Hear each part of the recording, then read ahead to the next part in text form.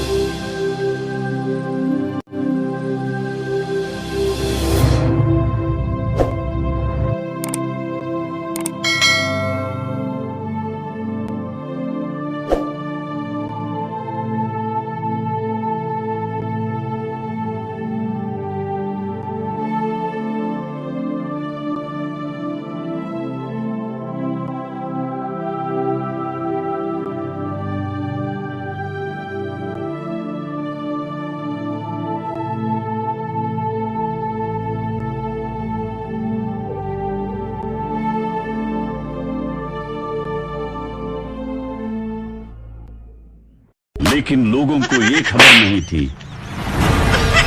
कि किसी और के कदम वहां पड़ चुके थे। तू ठाड़ा रहे हो जैसे टंगवा ले तू का फेरे में बारे की तरह भी आ के हम धमकी दे ना हम खोने को धमकी दे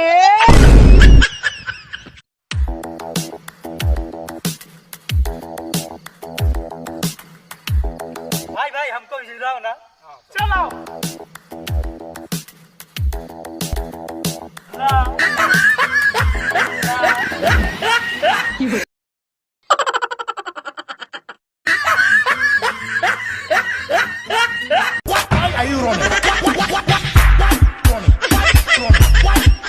तेरी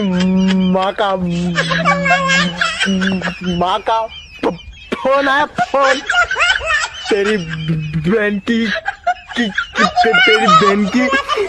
टांग टूट गई टांग। लेकिन लोगों को ये खबर नहीं थी कि किसी और के कदम वहां पड़ चुके थे।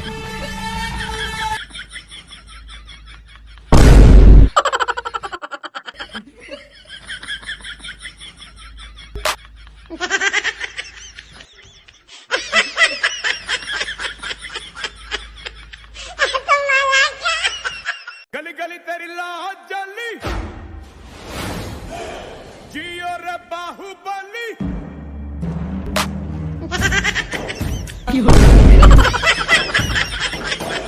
गली गली तेरी लाज देखिए हमारे साथ एक गरीब बच्चा जीत चुके हैं। अरे गरीब के क्या बोले रे हम गरीब है दुनिया हम कॉमेडी मीडिया वाला आप जुट चुके हैं बिहार में। अब देखते हैं बिहार के क्या हाल चाल है आगे बढ़ के देखिए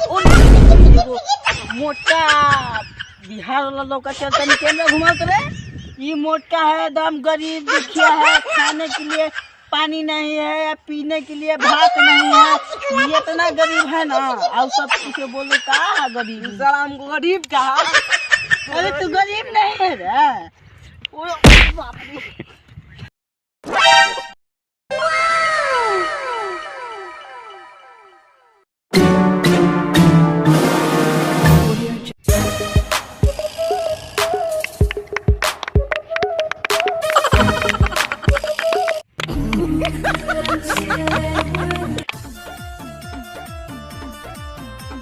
काहे भाई कहाँ जाता रहो? ए जा तनी बनावे दाढ़ी जाब ससुरारी साइकिले से चल जब ना मिली गाड़ी ससुर के नाम सुखारी बोलौले बने देवे के पाड़ी ना जब ससुरारी तो मौगी बेलने बेलने मारी ई रोगबा भाई भारी सबका मिलेला पारा पारी 6 महीना में मेहरारू बना दिलस भिखारी अब जा तनी उन्हें से आम तो बीचब का बाड़ी ठीक है। रे सार तोरा कते बेर समझलियो सब चक्कर में नहीं रहो भोंसरी वाला पढ़ भी लिख भी कुछ बन भी इस सब चक्कर में रे की मिलतो रे ठीक है आपसे बात नहीं करबे हम का नंबर हमरा हम बात करे चला